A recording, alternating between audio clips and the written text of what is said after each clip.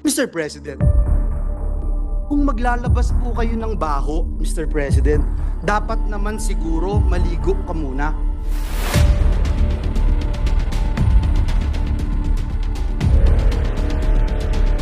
Ang budget ng Pilipinas ay hawak lang ng dalawang tao. Hawak lang siya ni Congressman Zaldico at ni Congressman Martin Romualdez. Yan ang katotohanan. Ang halimbawa ko dito, sa DepEd muna tayo. Makikita ninyo sa budget proposal na approved ng Office of the President, 5 billion yon. Pero nung lumabas yung GAA o yung budget approved noong 2023, naging 15 billion siya. Dahil hindi nga ako pumayag na kunin yung 5 billion, dinagdagan nila ng 10 billion yung classroom construction ng Department of Education. Yung 10 billion na yon hindi kontrolado ng Department of Education. Controlled yon ni Congressman Zaldico at Congressman Martin Romualdez. Ikakalkalin po itong mga atraso niya sa bayan. Ito pong kumpanya niyang SunWest Corporation. True or false?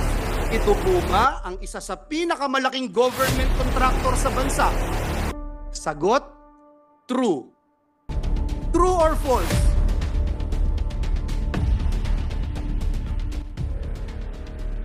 Ang korporasyon po ba niyang SunWest Corporation ay kasama dito sa kontrobersyal na Farmally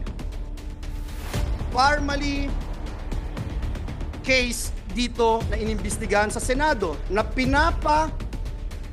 kasuhan ng Senado? The answer is true.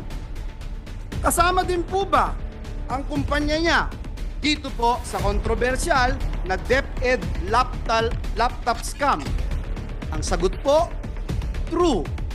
Pinakakasuhan din po ng Senado ang kumpanyang ito. Napakadami pong BIR cases. Madali po maghanap, Mr. President. Madali po kuhanin ang panig ng mga taga-BIR. Yung ilang kaso meron ang kanyang mga korporasyon. Bukod po dito, yung reklamo po sa Ombudsman ng Anti-Corruption Group na ang pangalan Task Force Kasanag International, meron din pong 50 billion na kaso na kinakaharap ang taong ito. Mr. President, kung maglalabas po kayo ng baho, Mr. President, dapat naman siguro maligo ka muna. Ang masaklap po, Ginoong Pangulo, kabila po ng track record na ito ni Mr. Zaldico, ang masaklap po, inappoint po siya ng Kamara de Representantes bilang tagapagbantay ng kaban ng bayan. Si Dracula, inappoint mo bilang tagapagbantay ng blood bank ng bayan. Wow, Mr. President. Kailan sa kasaysayan ng bayan natin nangyari ang ganitong pagkakataon na isang big-time contractor ang hahawak sa kaban ng bayan? Only in the Philippines, Mr. President.